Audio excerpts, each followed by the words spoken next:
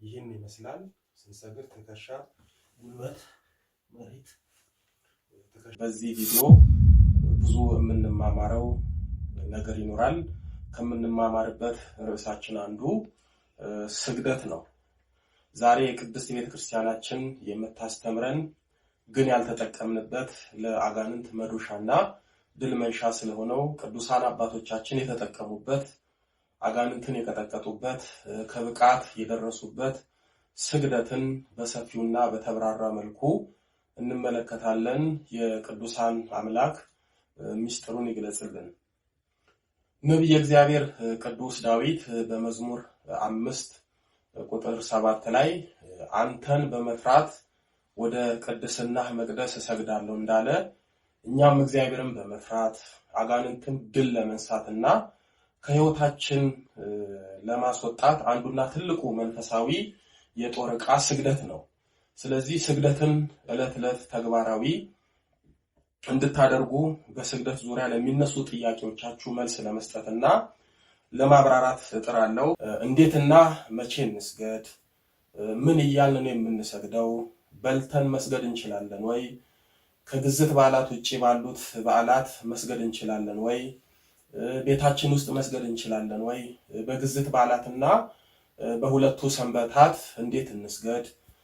ስግደትን እንዴት እንለማመድ? 6 አይነት ስግደቶች አሉ። እነሱ ምን ምን ናቸው የሚሉትን ጠቅለል አድርገን እንመለከታለን። አሁንም እግዚአብሔር ከሁላችን ጋር ይሁን። ብዙዎቻችን ስግደትን እንሰግዳለን ብለን ለመናገር አያስደፍርም። ምክንያቱም አንሰግድም። ያው የተለመደው የስቅለት ቀን በተለይ ዓርብ እንዳቀማችን ሰግደን ስትራፖን ሸምተን የምንመለስበት ስግደታችን ካልሆነ በስተቀር ስግደትን ከጸሎት ጋር አካተን አናይም። ጸሎት ከስግደት ጋር ማለት ነፍስ ከስጋ ጋር ያላት ጥምረት ማለት ነው። ነፍስ ከስጋ ስትለይ ስጋ ብቻውን ምንም ማድረግ እንደማይችል ሁሉ ስግደት ከጸሎት ከተለየ ጸሎት ብቻውን በአጋንንት ላይ የበላይ መሆን አይችልም። በመናፍስት ውጊያ ጊዜ ጸሎታችን ከስግደት ከተለየ በተለይ መስገድ እየቻልን ጸሎታችንን ከስግደት ጋር ካልተጣመረ የአንድ እጅ ጭብጨባ ይሆናል። በሁለት እጅ ስናጨበጭብ ጭብጨባችን ድምፅና ኃይል አለው። ጸሎትን ከስግደት ጋር ሲዋሃድ በአጋንንት ላይ ትልቅ መንፈሳዊ ኃይል ይኖረዋል። ሁለት መሳሪያ እንደመታጠቅም ነው። ስግደት በአጋንንትና በተለያዩ ክፉ መናፍስት ላይ ትልቅ የበላይነት አለው። አንድ ነገር ወቁ። በጸሎት ሰዓት አጋንንት ሐሳባችንን ይበትናል። በስግደት ሰዓት ግን አጋንንት ይበተናል። ስንጸልይ አጋንንት ይቃጠላል፣ ስንሰግድ ደግሞ ይቀጠቀጣል። ስግደት በጉልበታችን መስዋዕትነት በሰውነታችን የተሰገሰገውን አጋንንት ልንቀንሰው ብሎም ልናርቀው እንችላለን።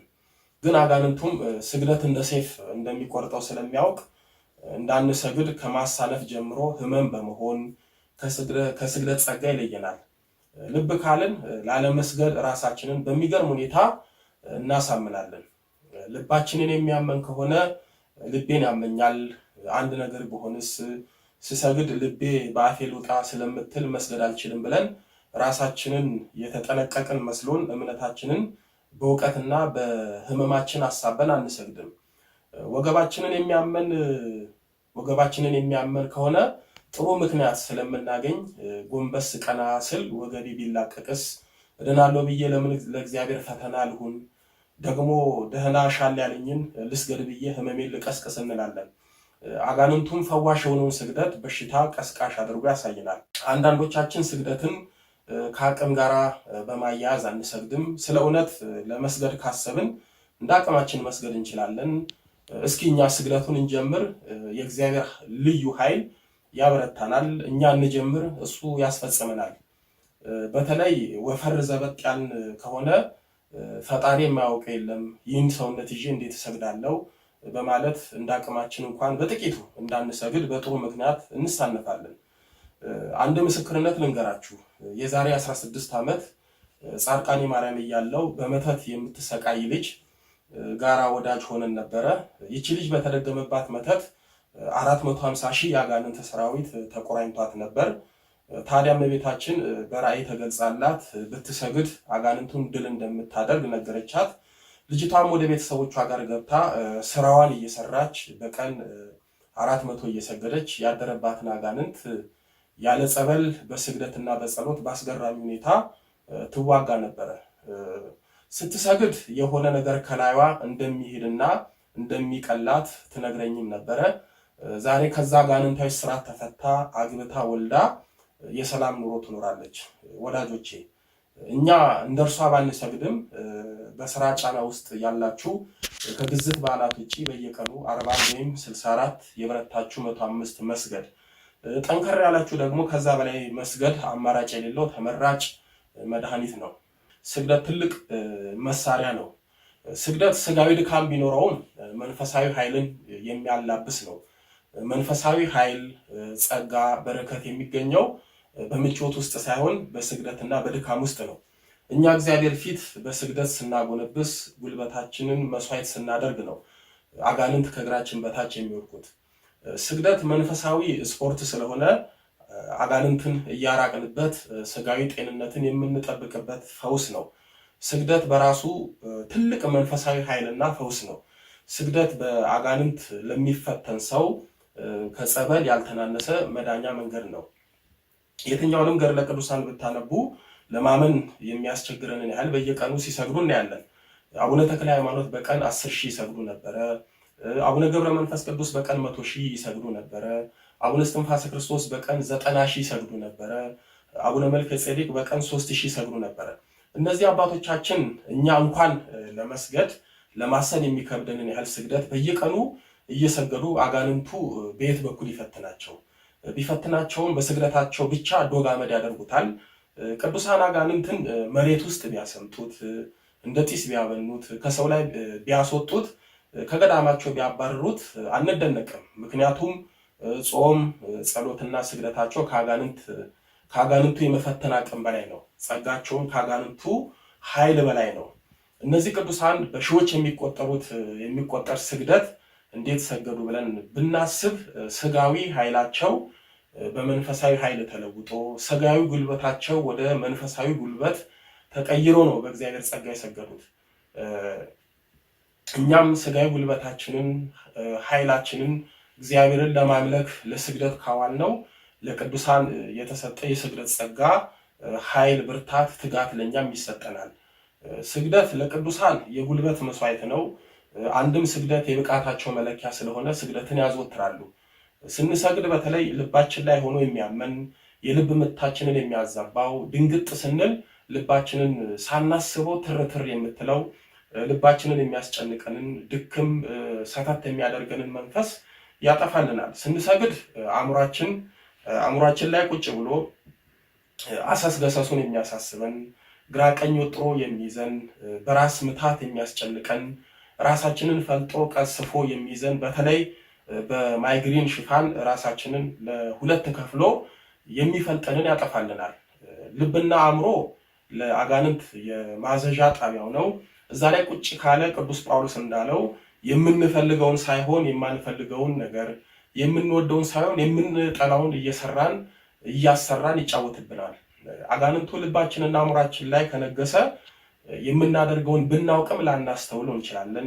ስለዚህ በአጋንንት ስውር ቁጥጥር ውስጥ እንዳንወድቅ አጋንንቱን በስግደት ልንጥለው ብሎም ከህይወታችን ልናርቀው ይገባል። ሰውነታችን በመብልና በመጠጥ ሲፋፋ እዛ ላይ ዝሙት፣ አጋንንትና ሌሎቹም ሲጨመሩበት ሰውነታችን በፍትወት ይቃጠላል። በእንዲህ ያለ ፈተና ለምንሰቃይ ሰዎች አንዱ መፍትሄ ስግደት ነው።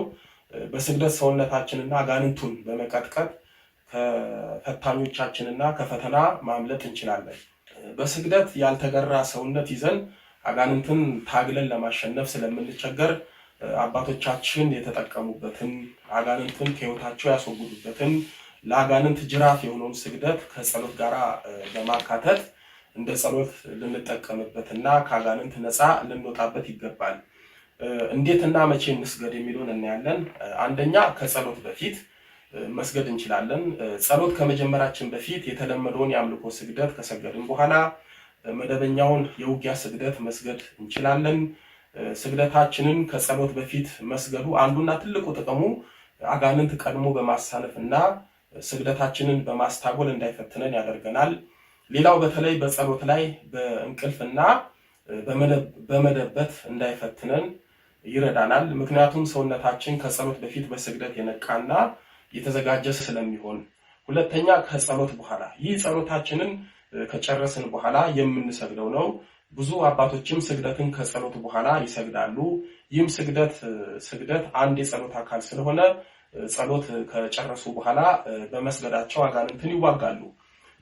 ለኛ ግን አጋንንቱ በጸሎት ድካማችን በመግባት ጸልየሃል፣ ስለዚህ ዛሬን ባትሰግድ ችግር የለውም ነገ አንድ ላይ ትሰግዳለህ እያለ በማሳነፍ ስግደታችንን እንዳያስታጉል በመጠንቀቅ የምንሰግድ ከሆነ ጥሩ አማራጭ መንገድ ነው። ሶስተኛ በማንኛውም ጊዜ፣ ይህ በተለይ ጊዜ ለሚያጥረን ለማይመቸን ሰዎች፣ ለምሳሌ ጠዋት ጸሎታችንን ካደረስን በኋላ ቀን ከሰዓት አሊያም ማታ በመስገድ የምንዋጋበት ዘዴ ነው። ከቻል በሰባቱ የጸሎት ጊዜያት ውስጥ በአንዱ መስገድም እንችላለን።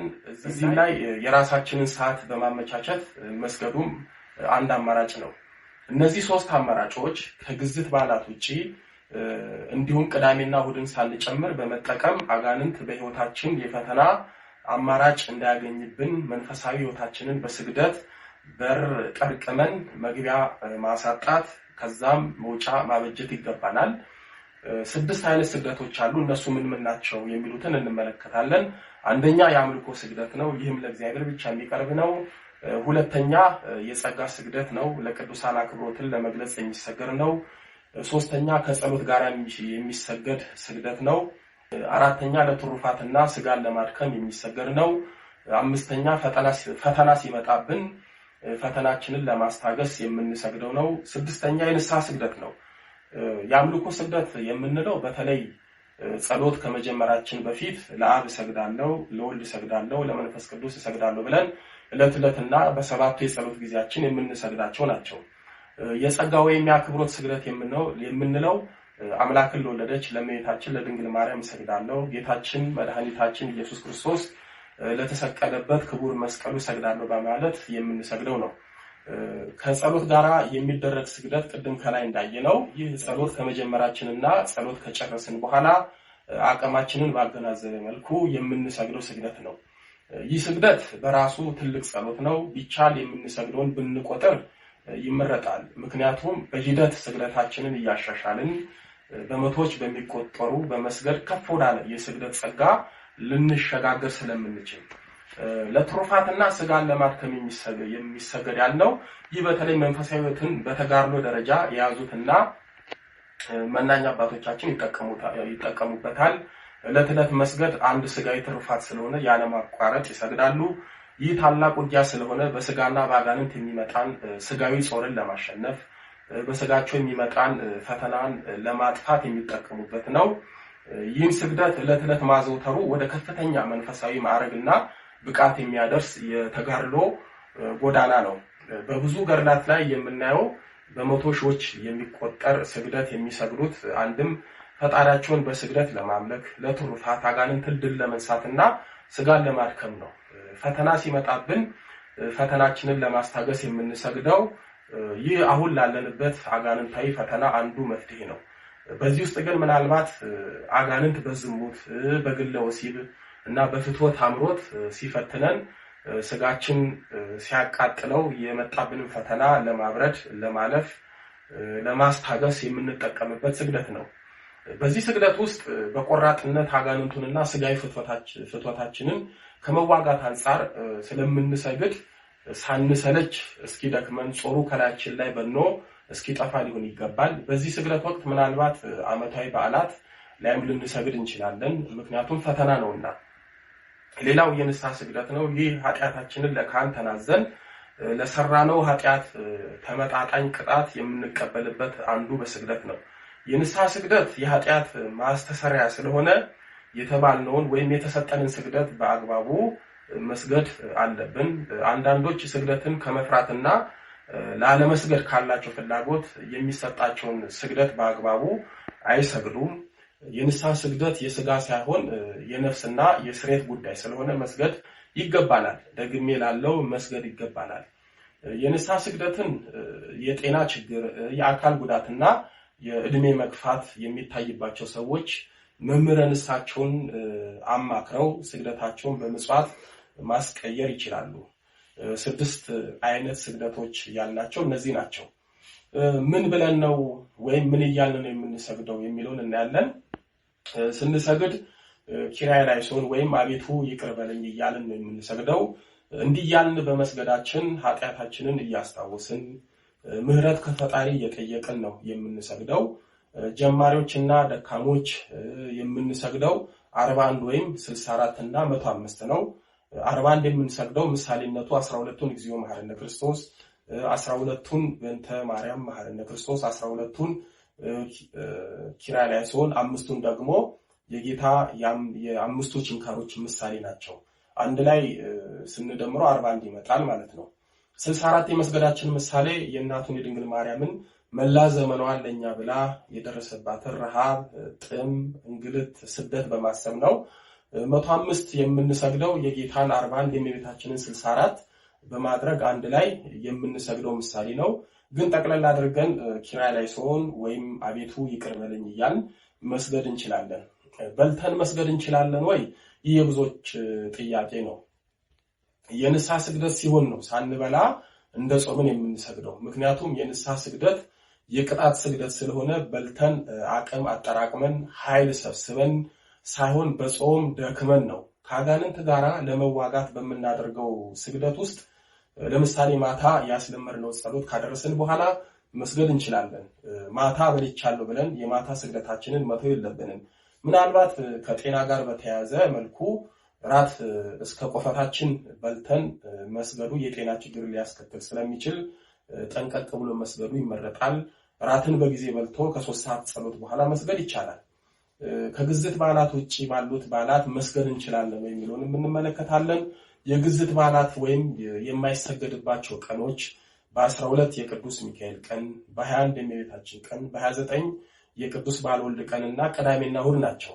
እነዚህ ቀናቶች አባቶቻችን በቀኖና ወስነው ያስቀመጡልን ቀናቶች ስለሆኑ በእነዚህ ቀናት መጸለይ እንጂ መስገድ አይቻልም። ግን የዓመት ክብረ በዓል ቀን መስገድ አንከለከልም። አንዳንዶች ዛሬ ዓመቱ አቡነ ተክለ ሃይማኖት ነው፣ ዛሬ ዓመቱ አቡነ አረጋዊ ነው፣ ዛሬ ዓመቱ አቡነ ገብረ መንፈስ ቅዱስ ነው በማለት እንደማይሰገድ ይናገራሉ። ከላይ እንዳየነው ስግደት አንድ የጸሎት አካል ስለሆነ በየምክንያቱ የማንሰግድ ከሆነ የአጋንንት ውጊያ ይበረታብናል። ስለዚህ ከግዝት በዓላት ውጪ ያሉትን ብንሰግድ እንችላለን። ቤታችን ውስጥ መስገድ እንችላለን ወይ ለሚለው አዎ መልሱ ይቻላል ነው። ምክንያቱም ቤታችን ውስጥ እንደምንጸልየው ሁሉ በቤታችንም መስገድ እንችላለን። በቤታችን ውስጥ የጸሎት ቤት ካለን ከሌለንም በቤት ውስጥ በሚመቸን ቦታ መስገድ እንችላለን። ቅዱሳን አባቶቻችን ቤተክርስቲያንና ገዳም በሌለበት ቦታ ጭው ባለ በረሃ ላይ እየሰገዱ ፈጣሪያቸውን ያመልካሉ። ደግሞም ሰው ባለውና በሚመቸው አጋጣሚ ሁሉ ለፈጣሪው አምልኮቱን መግለጽ ስለሚችል በቤታችን ውስጥ መስገድ መልካም ነው። በግዝት በዓላትና በሁለቱ ሰንበታት እንዴት እንስገድ የሚለውንም እንመለከታለን። በግዝት በሁለቱ ሰንበታትና በበዓላት ቀናት የምንሰግደው ስግደት የትሩፋት ሳይሆን የአምልኮና የጸጋ ስግደቶችን ብቻ ነው። ይህም ከላይ እንዳየነው ጸሎት ከመጀመራችን በፊት ለአብ እሰግዳለሁ፣ ለወልድ እሰግዳለሁ፣ ለመንፈስ ቅዱስ እሰግዳለሁ በማለት የምንሰግደው ነው። ይህን የምናደርገው ግንባራችንን መሬት በማስነካት ሳይሆን በአስተብርኮና በአድንኖ ነው። አስተብርኮ የምንለው ራስን ጎንበስ አድርጎ ጉልበትን መሬት አስነክቶ መመለስ ነው። አድንኖ ደግሞ የምንለው ራስን ብቻ ዘንበል አድርጎ መመለስ ነው። ስለዚህ በግዝት በዓላትና በሁለቱ ሰንበታት የአምልኮ ስግደታችንን በአስተብርኮና በአድንኖ ማድረግ እንችላለን። በተለይ የጤና እክል እና የአካል ጉዳት ያለብን ሰዎች ባለመስገዳችን እንዳናዝን በአስተብርኮና በአድንኖ እየቆጠርን የአቅማችንን ያህል መስገድ እንችላለን። ስግደትን እንዴት እንለማመድ የሚለውንም እንመለከታለን። እንግዲህ የእግዚአብሔር ቤተሰቦች ሁሉም መንፈሳዊ ክንዋኔዎች ከጸጋ ባሻገር ልምድ ይጠይቃሉ። ልምድ የምንለው ደግሞ በዕለት ተዕለት አምልኳችን ውስጥ የምናገኘው እድገት ነው። ስለዚህ በአንድ ሌሊት በመቶ የሚቆጠር ስግደት ሰግደን ወላልቀን ቁጭ ብለን እግዚአብሔር ላይ ሰበብ ከምንሆን ለሌላም ቀን ለመስገድ አቅም ከምናጣ ቀስ እያልን እንደ አቅማችን በመስገድ በሂደትም በማሻሻል በቋሚነት የምንፈልገውን ያህል መስገድ እንችላለን። ስግደት በተለይም ጤናና አቅምን ጉልበትን ያማከለ ስለሆነ ከጥቂት ስግደት በመነሳት በመቶዎች በሚቆጠር መስገድ የምንችለው በዕለት ተዕለት መንፈሳዊ ልምምድ ውስጥ ነው። ስለዚህ እግዚአብሔር አነሰ ብሎ ድካማችንን ስግደታችንን አልቀበልም ስለማይል ስግደትን ከጸሎታችን በፊትና በኋላ ለመስገድ መለማመድ አለብን። ዛሬ በተለያዩ ገድለ ቅዱሳን ላይ በሺህ የሚቆጠሩ ስግደቶችን ይሰግዱ የነበሩት አባቶቻችን ከጥቂት ጀምረው ነው። እኛም ስግደት ሰማያዊ አምልኮ የምናከናውንበት፣ አጋንንትን የምንዋጋበት፣ ትሩፋት የምንሰራበት፣ ጠገብ ያለውንም ስጋችንን የምንጎስምበት ትልቅ መንፈሳዊ መሳሪያችን ስለሆነ ልንለምደውና ልንለማመደው ይገባል። ከዚህ በመቀጠል ስግደትን በተግባር አሳያችኋለሁ። እናንተም ቤተክርስቲያን እንዲሁም ቤታችሁና የሚመቻችሁ ቦታ ላይ ሆናችሁ ተግባራዊ አድርጉት። ቀጥታ ወደ ስግደቱ እንሄዳለን። እሺ፣ የእግዚአብሔር ቤተሰቦች፣ የመብርሃን ልጆች፣ ስግደትን ደግሞ አሁን በተግባር እናየዋለን። ስንሰግድ በመጀመሪያ እጃችንን ትከሻችን፣ ቀጥሎ ጉልበታችን፣ ቀጥሎ ወደ መሬት ነው የምናስነካው። ይህን ይመስላል ስንሰግድ ትከሻ፣ ጉልበት፣ መሬት፣ ትከሻ፣ ጉልበት፣ መሬት እያደረግን እንሰግዳለን። አሊያም ደግሞ ያው እያመሳቀልን እንዲህ እያደረግን መስገድ እንችላለን። እያመሳቀልን መስገድ እንችላለን። የዚህ እያመሳቀልን ስንሰግድ አንዱ የሚፈጥርብን ተጽዕኖ ምንድነው? ለፍጥነት አይመችም። ፈጠን ቀልጠፍ እያል ለመስገድ አይመቸንም። ሌላው ደግሞ በስግደት ላይ ምቾት ከሚነሳን አንዱ ሙሉ ልብስ እንደለበስን መስገዳችን ነው። ምክንያቱም ድካም ይኖራል፣ ሰውነት ሙቀት ይፈጥራል። ደራርበን ለመስገድ ከልብስ ጋር ስለማይመች ማድረግ ያለብን የለበስነውን ነጠላም ጋቢም እናወልቃለን። ከላይም በተለይ ደግሞ ሴቶች ወንዶችም ሞቅ ያለ ልብስ ወይም የሚሞቅ ልብስ ከለበስን እሱንም አውልቀን ሰውነታችንን ቀለል አድርገን እንሰግዳለን። እንደምታዩት እንደዚህ ነው። አሁን ሰውነት ስለሚቀል ቀልጠፍ እያል በምንፈልገው ፍጥነት ልክ መስገድ ያስችለናል። ስንሰግድ እጃችን መሬት ሲነካ በኩርኩም ነው የሚሆነው። ይህ ምሳሌነቱ ጌታችን መድኃኒታችን ኢየሱስ ክርስቶስ በዕለተ ዓርብ በቀራንዮ ላይ አይሁድ በመዘባበት ይኮረኩሙት ይመቱት የነበረውን ሕመም ስቃይ ለማሰብ ነው። ስለዚህ እንዲህ ያደረገን እንሰግዳለን። ይህ ምናልባት ለአንዳንዶች ላይመችና እጅ ሊያሳብጥም ስለሚችል ሙሉ ደግሞ በእጃችን በማድረግ አሊያም ደግሞ በመዳፋችን እያደረግን መስገድ እንችላለን ማለት ነው። እንደዚህ እያደረግን በመዳፍ መስገድ ይቻላል። አሊያም ደግሞ በጉልበታችን እንደዚህም እያደረግን መስገድ እንችላለን። እሺ፣ ስለዚህ እንዳልኳችሁ ልብሳችንን ከቀናነስን አሰጋገዱን ካወቅንበት ቀልጠፍ እያል በፍጥነት መስገድ እንችላለን። ስለዚህ ኪራይ ላይ ሰው ይህም አቤቱ ይቅር በለን እያል እንሰግዳለን።